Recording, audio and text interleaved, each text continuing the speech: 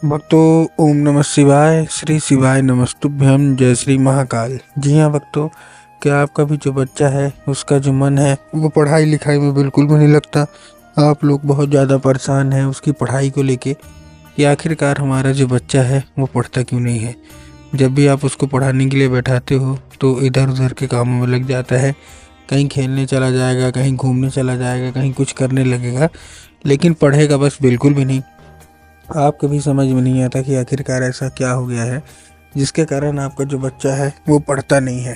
तो आपको परेशान होने की कोई भी आवश्यकता नहीं है, क्योंकि आज की जो वीडियो है ना वो केवल और केवल आपके लिए है। क्योंकि आज की इस वीडियो के माध्यम से मैं आपको ऐसे ऐसे उपाय बताने वाला हूँ जिसको अगर आपने अच्छे तरीके से कर लिया तो अवश्य रूप से आपका जो भी बच्चा है ना उसका जो मन है वो पढ़ाई की ओर आकर्षित होगा ही होगा।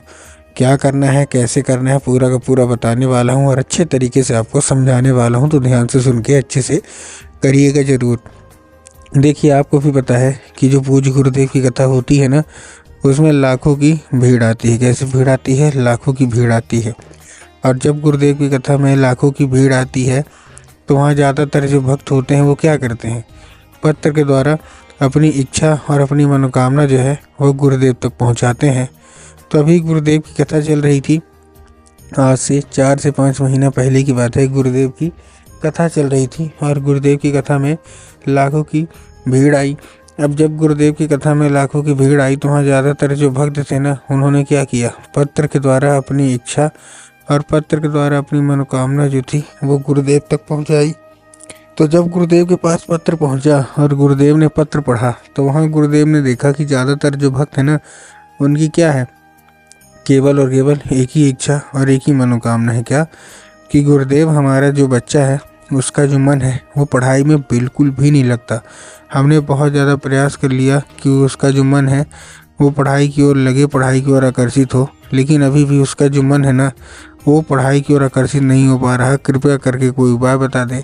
हमने बहुत अच्छी उसको स्कूल में डाल के रखा है, बहुत अच्छा कोचिंग ट्यूशन दे रहे हैं, हर एक तरह की सुख सुविधा दे रहे हैं, लेकिन फिर भी बच्चा पढ़ता ही नहीं है। अब जब गुरुदेव ने ये देखा तब गुरुदेव ने 2 से 3 उपाय बताए और कहा केवल और केवल ये उपाय कर लेना, तुम्हारा जो भी बच्चा है जिसका भी मन पढ़ाई लिखाई में नहीं लगता, अवश्य रूप से उसका जो मन है वो पढ़ाई की ओर आकर्षित होगा ही होगा। अब जब गुरुदेव ने उपाय बताया तो लोगों ने जा जाके इस उपाय को घर में करना शुरू कर दिया। अब जैसे ही लोगों ने जा जाके इस उपाय को घर में करना शुरू कर दिया, वही लोग गुरुदेव की कथा में 1 से 1.5 महीने के बाद वापस आए। अब जब वही लोग गुरुदेव की कथा में वापस आए तो उन्होंने क्या किया? फिर से एक बार गुरुदेव को पत्र लिखा, लेकिन ये वाला जो पत्र था ये गुरुदेव को धन्यवाद के रूप में पत्र था कि गुरुदेव धन्य हो आपका, आपके द्वारा बताया गया उपाय हमने कर लिया है, हमारी सारी इच्छा और सारी मनोकामना जो है वो पूरी हो गई है, आपका कोटि कोटि धन्यवाद। क्योंकि हमारा जो बच्चा है ना अब वो बिना कुछ बोले बिना कुछ कहे केवल केवल पढ़ाई ही करता है, और ये केवल और केवल गुरुदेव आपके द्वारा बताए गए उपाय के कारण हुआ है, तो आपका कोटि कोटि धन्यवाद।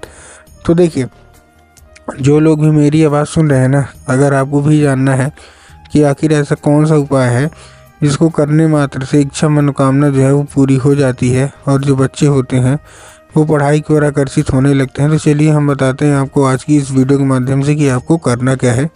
तो बस उपाय ध्यान से सुन के अच्छे से करिएगा ज़रूर। लेकिन उसके पहले चैनल पे अगर पहली बार आए हैं और आवाज़ मेरी पहली बार सुन रहे हैं तो वीडियो कर दें लाइक और चैनल को भी कर लें सब्सक्राइब, ताकि पूजनीय पंडित प्रदीप जी मिश्रा के रोज़ नए नए उपाय जो कि मैं उनकी कथा से सुनता हूँ, श्रवण करता हूँ, सबसे पहले मैं आपको प्राप्त करा सकूँ। तो देखिए, जो हमारा सबसे पहला उपाय है, इस उपाय में आपको करना क्या है? जो हमारा सबसे पहला उपाय है, इस उपाय में सबसे पहले आपको लेना है 3 काली तिल और 1 धतूरा। क्या लेना है? 3 काली तिल और 1 धतूरा। अब देखिए, काली तिल और काली मिर्च में ना बहुत सारे लोग कंफ्यूज होते हैं कि काली तिल क्या है, काली मिर्च क्या है, हमको थोड़ा साफ साफ बताओ। तब गुरुदेव ने साफ साफ बताया है कि आपको क्या लेना है। आपको लेना है 3 काली तिल, साथ में आपको 1 धतूरा ले लेना है और ये लेके कहाँ पहुँच जाना है? सीधा सीधा शिव मंदिर। किसको? अपने बच्चे को। जो भी आपका बच्चा है पढ़ता नहीं है उसको, ठीक, भेज दिया शिव मंदिर। शिव मंदिर भेजने के बाद उसको क्या बोलना है कि दक्षिण दिशा में खड़ा हो जाए और उत्तर की ओर अपना चेहरा कर ले। अब देखिए, दक्षिण और उत्तर में भी ना बहुत सारे लोग कंफ्यूज होते हैं कि दक्षिण क्या है, उत्तर क्या है, हमको थोड़ा साफ साफ बताओ। तब गुरुदेव ने साफ साफ बताया है कि आप जिस भी शिव मंदिर जा रहे हैं ना, उस शिव मंदिर का जिधर साइड जलाधारी होगा, आपको अपना चेहरा उधर साइड करके खड़े हो जाना है। ठीक, खड़े हो गए।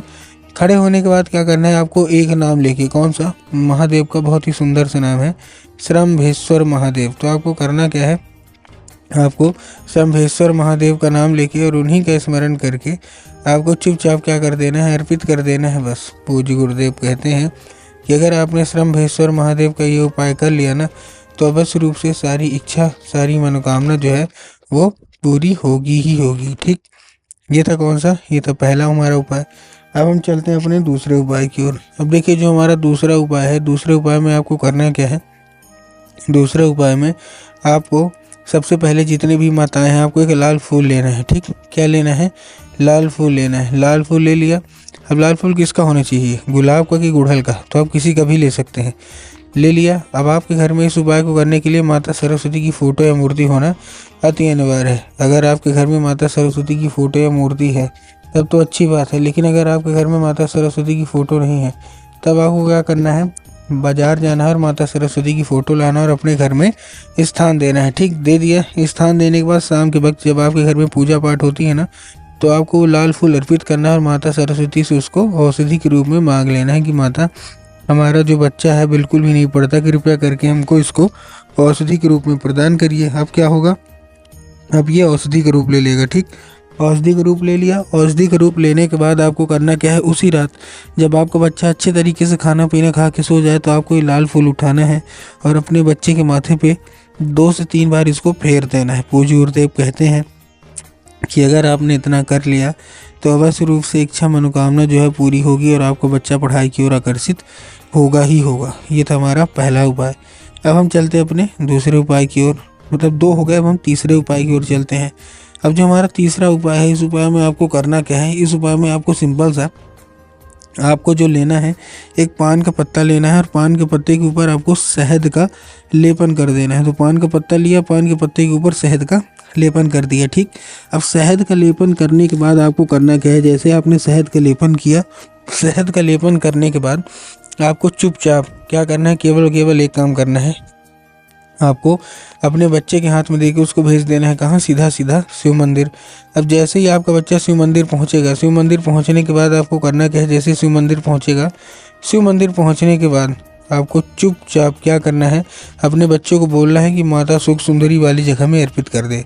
माता सुख सुंदरी की जगह जिसको नहीं पता ध्यान से सुन लीजिए, जो जलाधारी होती है, जलाधारी के बिल्कुल बीचों बीच माता सुख सुंदरी की जगह होती है, तो बस आपको वहीं अर्पित कर देना है बस। पूज्य गुरुदेव कहते हैं कि अगर आपने ऐसा कर लिया ना, तो अवश्य रूप से इच्छा मनोकामना जो भी है वो पूरी होगी ही होगी।